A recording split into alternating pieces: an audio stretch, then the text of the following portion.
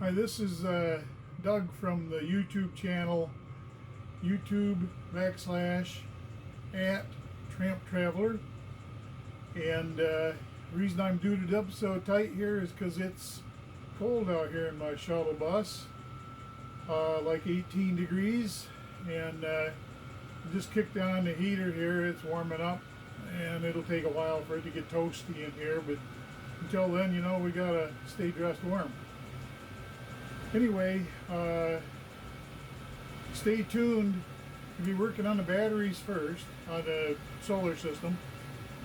But stay tuned, because towards the end of the video, we'll be talking about purchasing land in Arizona. And you'll want to watch this if you've ever considered it, or if you're going to be camping down there or whatever, because there's a lot of information there about zoning, about where to buy land cheap, what to watch out for in buying land, because there's a lot of pitfalls to it, a lot of restrictions in most areas, and there's one county that pretty much lets you do whatever you want to do, and that's what I want, because I don't know what I want to do. I got some ideas, but we'll be talking about those later in the video. So stick around for that, and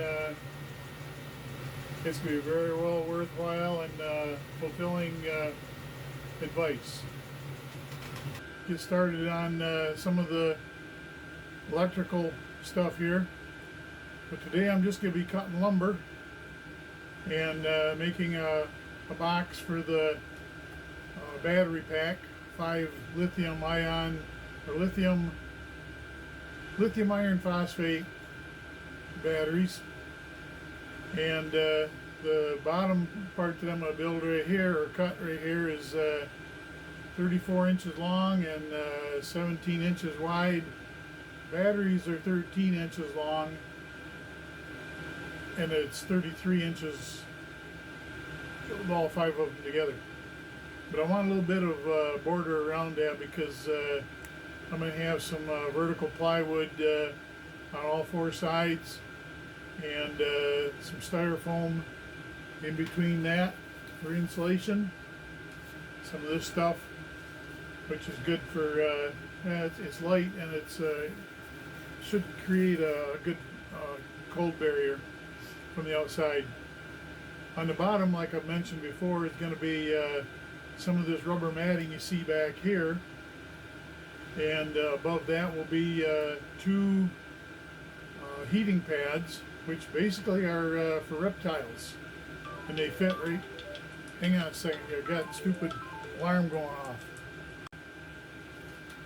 Basically, they're pads that you put underneath a terrarium, or whatever they call it, for lizards and reptiles, to keep them warm. And they're only 20 watts each, and they only raise the temperature like 20 degrees over ambient.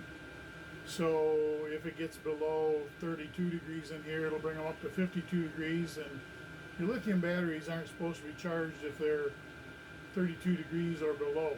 You can use them, you can drain them, but you're not supposed to charge them. So I've got it's a little cube. It's got 2 110 plugs that go into one, but inside of it, it's got a little thermostat that's set for 35 degrees. And so when it gets down to 35 degrees, it'll kick those heating pads on, and it goes off at 45. So I probably won't let it get up to 45 to where they shut off, because that's more than what those batteries are going to need. But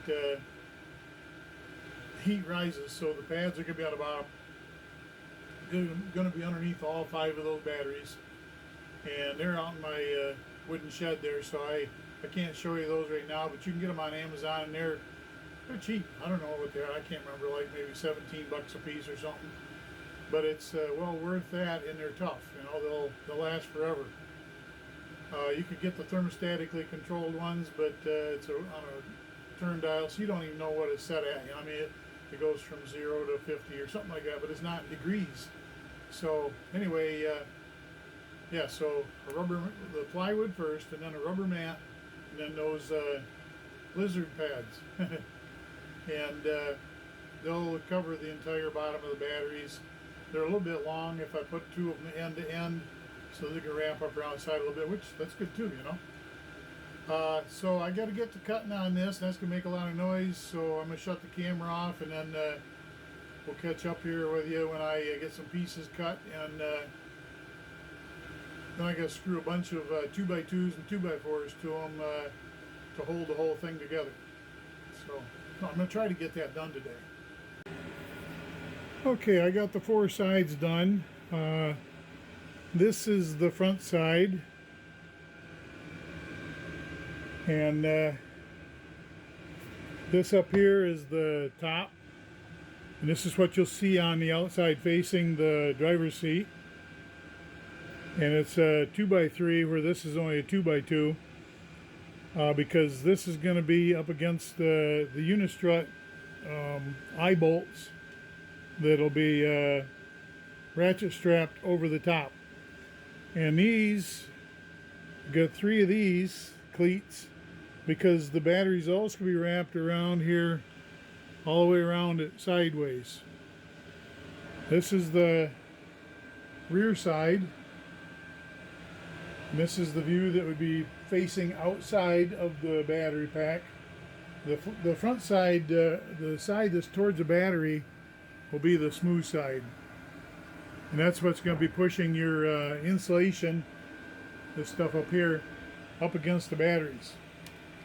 And these are the two ends here, and this is the outside that you'd be seeing if you could look around the ends of it. And these are I have one here. These would be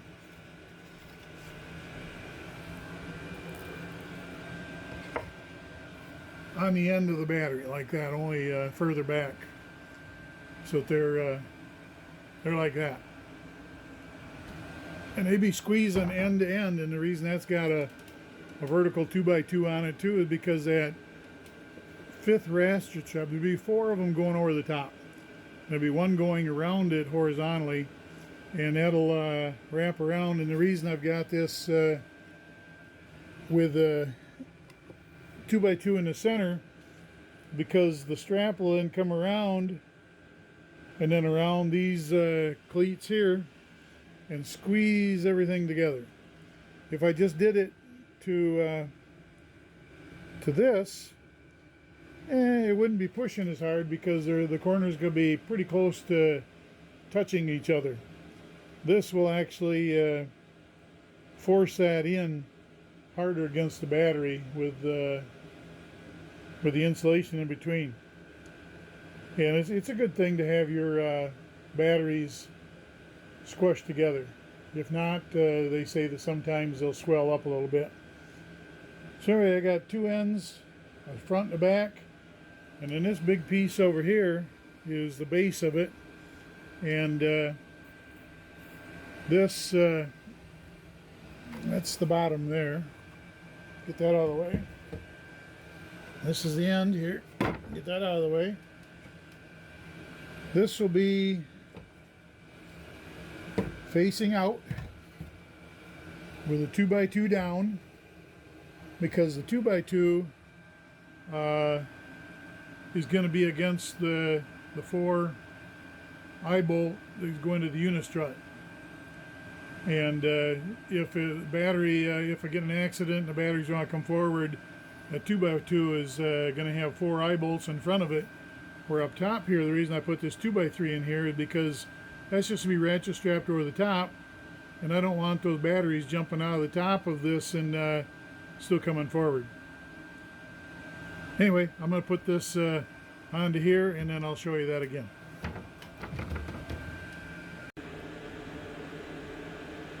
And there's the box loosely held together. Be 5 batteries side by side. This will be the side facing the driver's seat, so it's actually turned around from where the driver's seat is. And as you can see now, there'll be a strap that goes all the way around this, right around the center of this, all the way around it. And I made a boo-boo. I made these ends too small. I made them 7 by 6.5 or whatever the end of the battery is, but the end of the battery is going this way. So battery lengthwise are 13 inches. And I realized that when I was trying to stand it up, so I had to tear it apart, make those two ends a little different, and I've got 2 cleats on them now instead of just one in the center of it. So as you can see, the strap will go around here, push back on it as it's going around the corner, and then push in on it as it's going around this cleat here. Same for going around there. It'll push this all together both ways. And I left room, you know, for all of the insulation to go all the way around the batteries. So that'll work out just great. I'm going to put the thicker insulation across the rear, across here, because that's the back of the bus. And, you know, that's the closest that's going to be to an outside wall. Not that that's going to make too much difference, but underneath the bed with crates in front of it, it's going to kind of block the circulation around there a bit. And I can always put in one of these low voltage computer fans, maybe even a couple of them, you know, just to force air down through there so you get a little better circulation. But I don't think it's going to be necessary, because I'm not planning to camp where it's actually that cold. And if it's cold, it's because and I'm inside with the heat on. So yeah, I don't expect to be too much of a problem. Anyway, that's all I tried to accomplish today. I'm not going to set it back in there because I've still got to do all of the unistrut work in the back behind me. I'm facing forward right now. Got to do the unistrut work, clean them up, maybe paint them, and put the nuts down inside there and get them turned around, get the eye bolts in there and tightened down. And then I've got to go dig out my straps that I bought brand new for it. They're 500 pounds each, so that'll handle 2,000 pounds of force, plus whatever the unistrut clamps and the eye bolts will hold back too. And as you can see down here, I've got the 2x2 down at the bottom.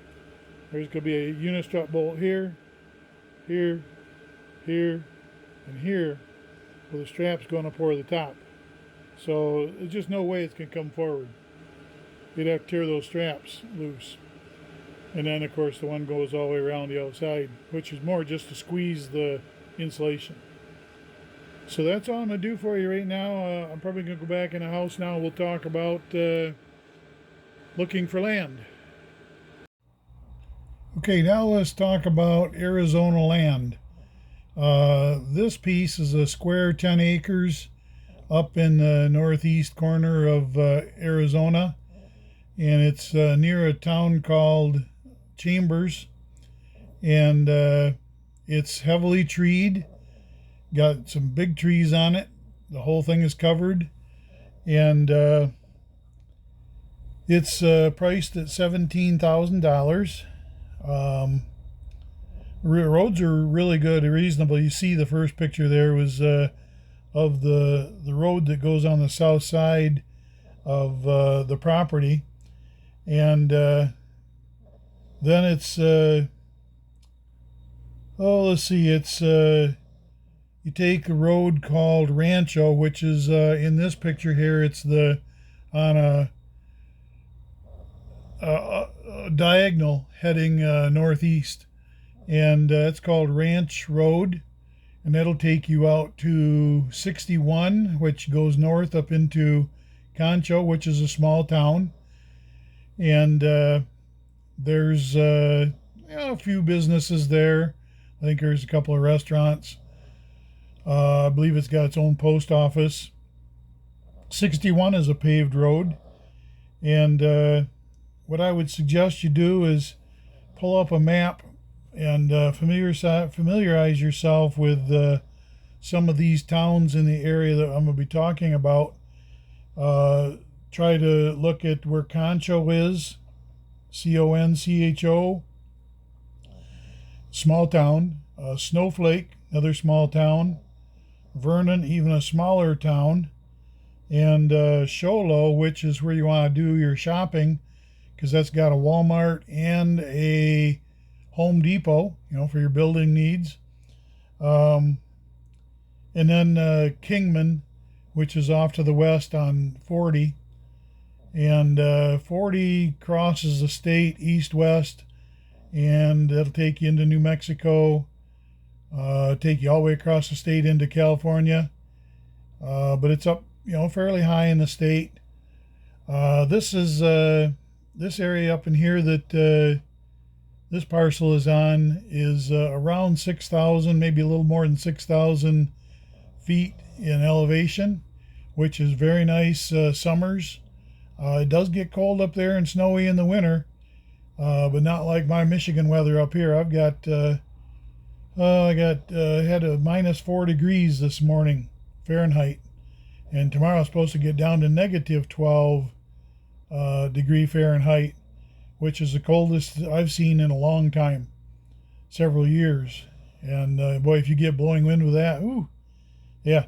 But like the pictures show, this is some nice big treed areas. So take a look at that, and it's got the grid coordinates up there. Stop it at that and write those down, and you can go look at this yourself.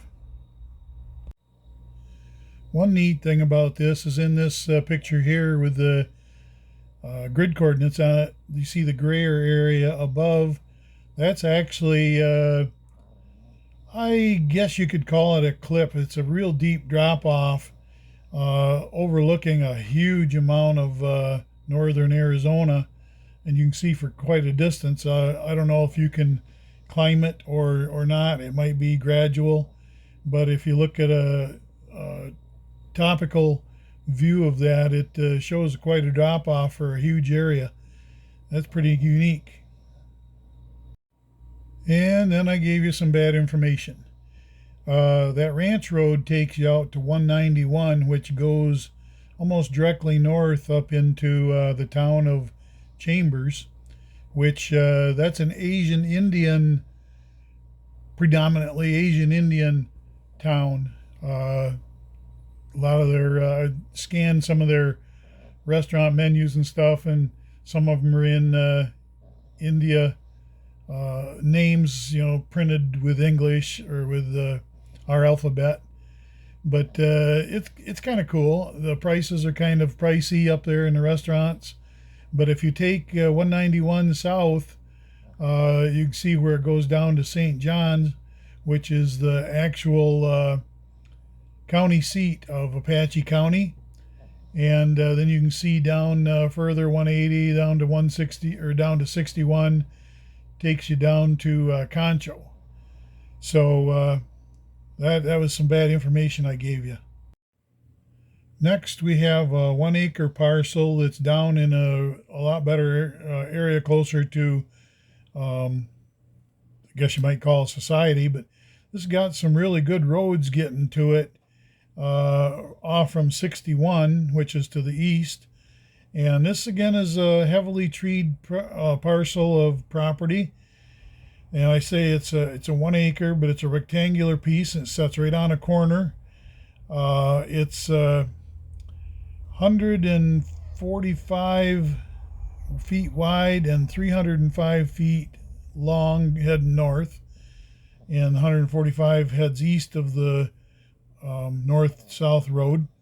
And the only problem I have with this was it's got lava flow underneath it to where it'd be kind of hard to put in a septic system. It could be done, but it would be expensive if they hit rock. As you can see, here's a map showing you getting out to 61. Here's a map, the same map, just shown with the satellite turned on. And this is the property itself, and it runs vertical from in this picture on the corner of Alabama and 8119. And like I say, it's good roads getting out there from 61. Now, this property is $8,500, and it's a nice piece of property. and it's at an elevation of around 6,000 feet, and I think maybe just a bit more than that.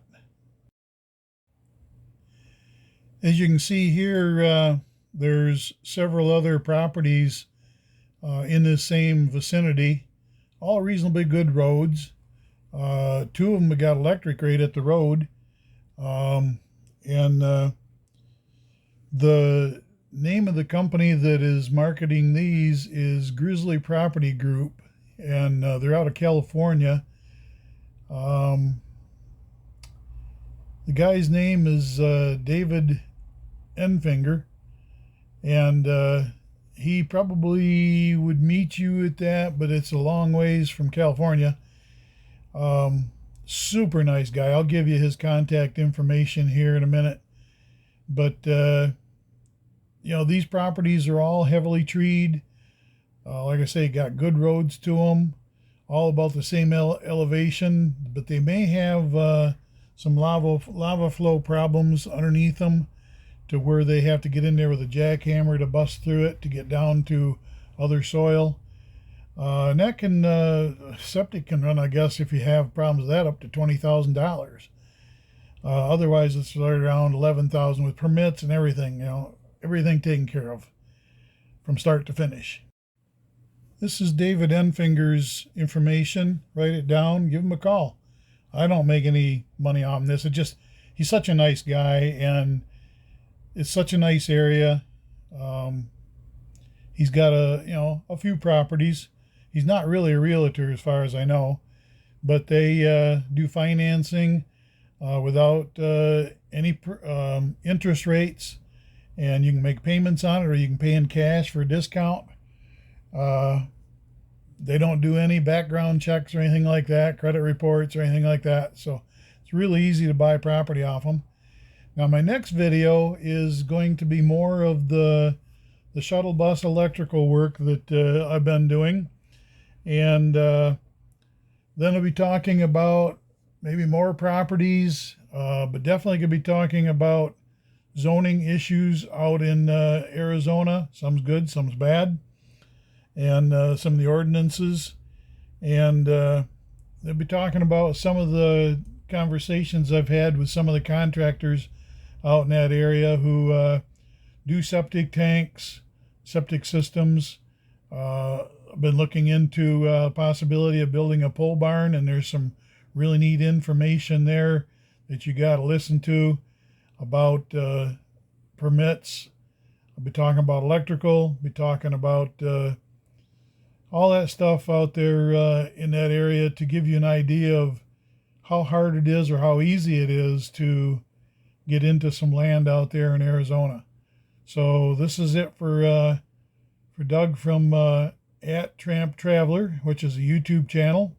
It's YouTube.com/at Tramp Traveler.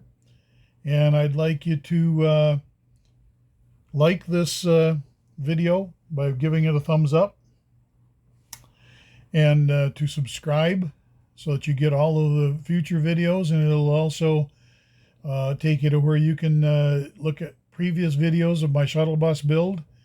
And I like comments. If you send me a comment, I'll respond to it. If you got questions, I'll try to answer them to the best of my ability. And we'll see you in the next video.